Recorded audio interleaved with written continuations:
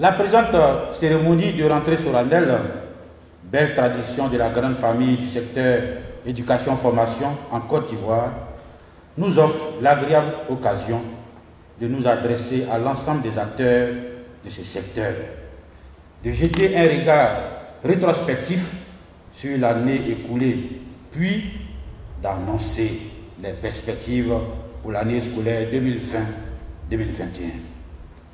Pour cette grande première, nous attachons du prix à exprimer notre infinie gratitude au président de la République, son Excellence, M. Alassane Ouattara, au Premier ministre, au ministre de la Défense, M. Ahmed Bakayoko, pour la confiance placée en nous. Madame la ministre Kandia Kamara, c'est une fierté pour nous de travailler à vos côtés. Nous saluons votre accompagnement quotidien et vos conseils avisés, preuve de la grande expérience dans la conduite de cet important département ministériel. Merci du fond du cœur. Merci pour hier. Merci pour aujourd'hui. Merci pour demain. Merci surtout pour toutes ces années. Merci depuis Atekro, mon village. Merci depuis Didier-Vie. Les initiés comprendront. Vraiment dommage pour les autres.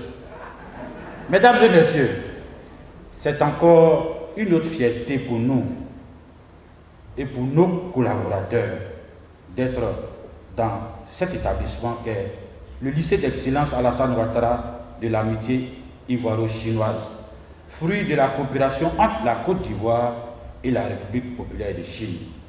C'est le lieu encore de dire un grand merci à nos partenaires chinois, dont l'appui à l'ensemble du secteur éducation-formation est de plus en plus visible et tangible en Côte d'Ivoire.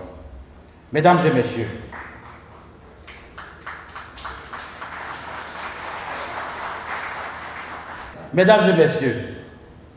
secrétaire d'État auprès du ministre de l'Éducation nationale, de l'enseignement technique et de la formation professionnelle, chargé de l'enseignement technique et de la formation professionnelle depuis le 4 septembre 2019, notre mission est de conduire la politique gouvernementale en matière d'enseignement technique et de formation professionnelle.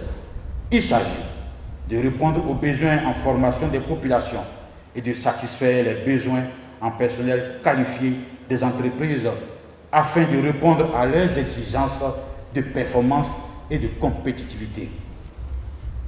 Cette politique orientée sur la formation et l'apprentissage des métiers entend contribuer à l'accélération du développement du capital humain afin de mettre à la disposition de l'économie nationale des compétences dans tous les domaines, ainsi que le recommande le Plan national du développement PND 2016-2020. Ainsi, dès notre prise de fonction, l'état des lieux nous a permis de nous faire une idée précise des réalités, des difficultés et des spécificités de notre ordre d'enseignement. Cet état des lieux a permis d'identifier les défis suivants. L'accroissement des capacités d'accueil des établissements de l'enseignement technique et de la formation professionnelle. L'actualisation des programmes de formation au regard de l'évolution technologique. La réhabilitation des infrastructures et la rénovation des plateaux techniques. Le renforcement des capacités des acteurs. Le renforcement des relations entre l'école et le milieu productif. Le développement de la formation par apprentissage. L'amélioration de la gouvernance de nos établissements. Et la facilitation de l'insertion socio-professionnelle des formés de notre système. Pour relever ces défis, nous avons mené les actions suivantes. Au titre de l'accroissement des capacités d'accueil des établissements de l'ETFP, nous avons accéléré le programme de réhabilitation de l'existant et de construction de nouveaux établissements. Pour cette rentrée scolaire 2020-2021, nous avons le plaisir de vous annoncer l'ouverture de 3 nouveaux établissements, à savoir le lycée professionnel sectoriel de maintenance industrielle et d'agroalimentaire de Yopougon, le collège d'enseignement technique de Boisflé et le collège d'enseignement technique d'Issia. Au titre de la réhabilitation des infrastructures et de la rénovation des plateaux techniques, nous annonçons la fin de la réhabilitation et du rééquipement du centre d'électronique et d'informatique appliquée CELIA de Treichville, du centre de formation professionnelle de Gagnoua et du lycée professionnel de Daoukro. Ces nouveaux établissements et ces réhabilitations nous permettent d'accueillir cette année 2000 apprenants supplémentaires dans notre dispositif. Par ailleurs, 9 nouvelles unités mobiles de formation permettant de rapprocher la formation des populations dans les zones les plus reculées du pays seront bientôt disponibles. Au titre du renforcement des capacités des acteurs, pour les besoins du pilotage stratégique du dispositif de l'ETFP, 10 directeurs centraux ont été mis en formation dans le cadre du programme de formation de haut niveau des managers des administrations publiques dénommé Public IMP en coopération avec l'EDAP, l'École d'administration nationale publique du Canada. Des enseignants ont été mis en immersion en entreprise. Des formateurs ont effectué des stages de perfectionnement en France et au Sénégal. Des cadres ont été initiés à la formation en ligne. Au titre du renforcement des relations entre l'école et le milieu productif, cette année a été marquée par l'adoption des textes relatifs aux branches professionnelles dans le cadre de la réforme de l'enseignement technique et de la formation professionnelle, et ce, à l'issue des fructueux échanges avec les acteurs du secteur privé.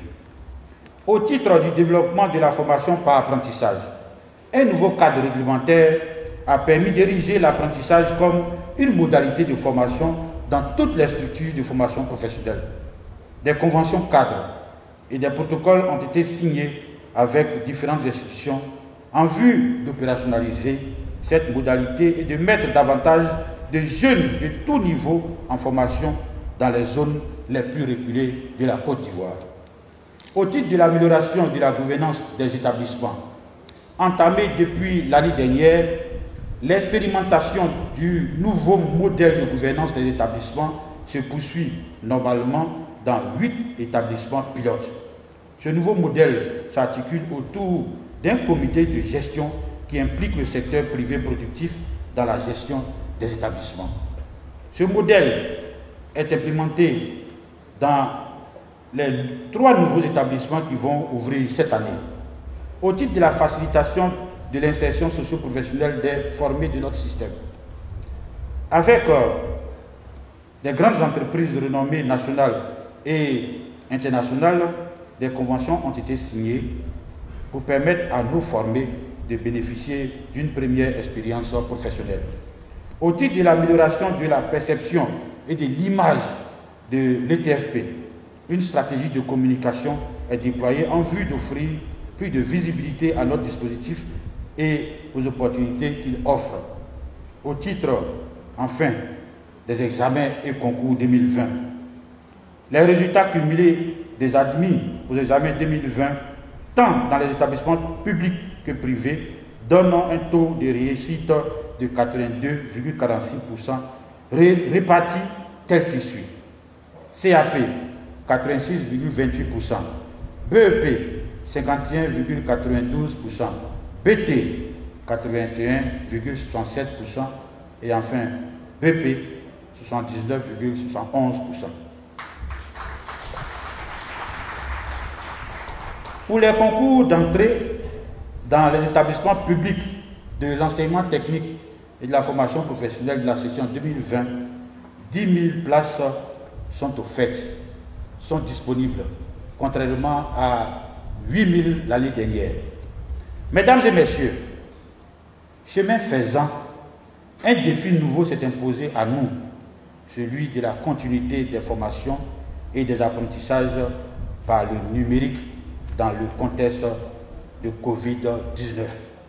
Au regard des contraintes liées à cette pandémie qui a conduit à la fermeture des classes, nous devons avouer qu'elle nous a fait sortir de notre zone de confort.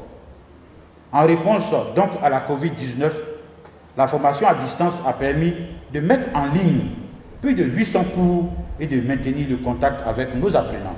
Aujourd'hui, nous sommes convaincus que cette modalité est à pérenniser dans notre offre de formation. C'est le lieu pour nous de saluer à nouveau le soutien décisif de Madame la ministre Kandia Camara, dont la grande sollicitude pendant ces moments nous a valu d'acquérir du matériel sanitaire pour tous nos personnels du cabinet, des directions, des établissements et pour tous nos apprenants. Nous adressons également nos remerciements au ministère de la Santé avec à sa tête le docteur Eugène Akaouele, dont les efforts sont ceux de tous. Tous ces résultats ont pu être atteints grâce à la mobilisation d'une équipe dynamique dont nous tenons à saluer publiquement non seulement les compétences et l'expertise, mais surtout le dévouement et le sens élevé du devoir. Merci. Partenaires techniques et financiers, organisations syndicales, associations de parents d'élèves, à l'entame de cette nouvelle année scolaire placée sous le terme « Ensemble pour une école résiliente et compétitive », nous voudrions demander l'engagement de tous pour la continuité de notre action. Dans ce domaine marqué par la pandémie de la Covid-19, ce thème nous interpelle et nous impose plus de proactivité, de réactivité et d'esprit d'innovation. Nous devons dépasser nos limites pour relever les défis à venir et offrir des formations de qualité accessibles à tous, tout en tenant compte de la variabilité de nos publics cibles pour rendre notre économie plus compétitive. Pour ce faire, il nous faut renforcer notre coopération avec les partenaires. En effet, avec l'AFD, le projet C2D nous a permis de construire le lycée professionnel sectoriel de Yopougon et de réhabiliter le lycée professionnel de Daoukro.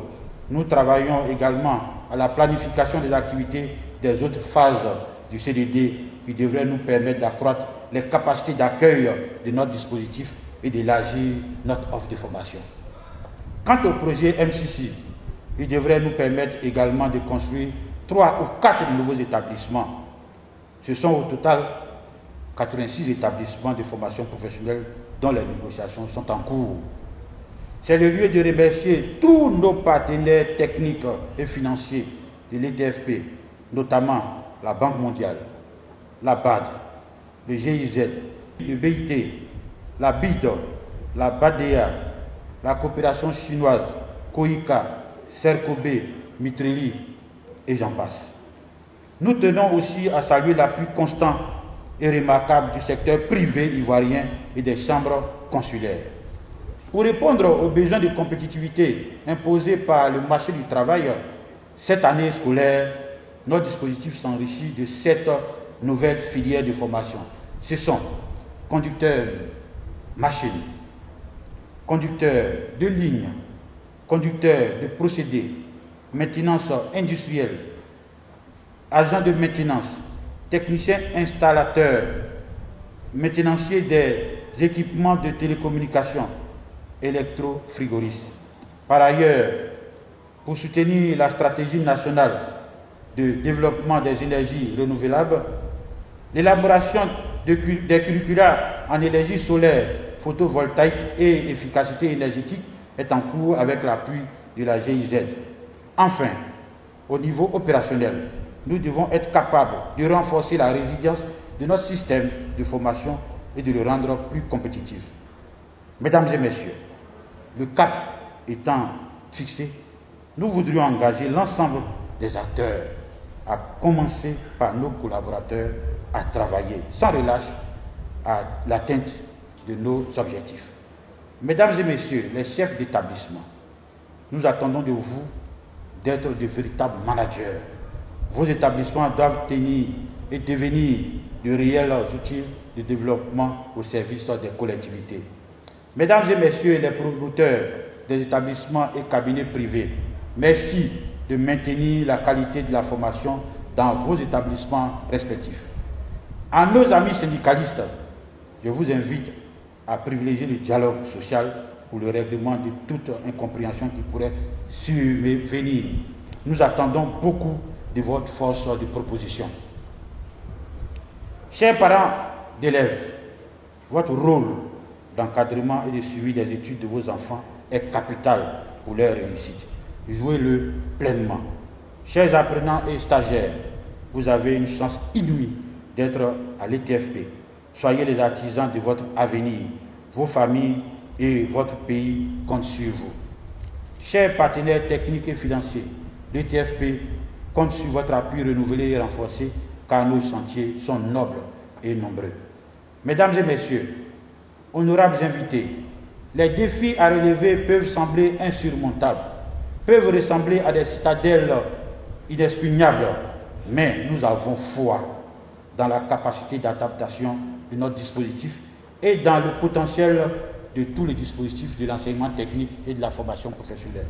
Que chacun joue pleinement sa partition pour une année scolaire réussite. Telle est notre responsabilité. Bonne année scolaire 2020-2021 à tous et à toutes. Je vous remercie.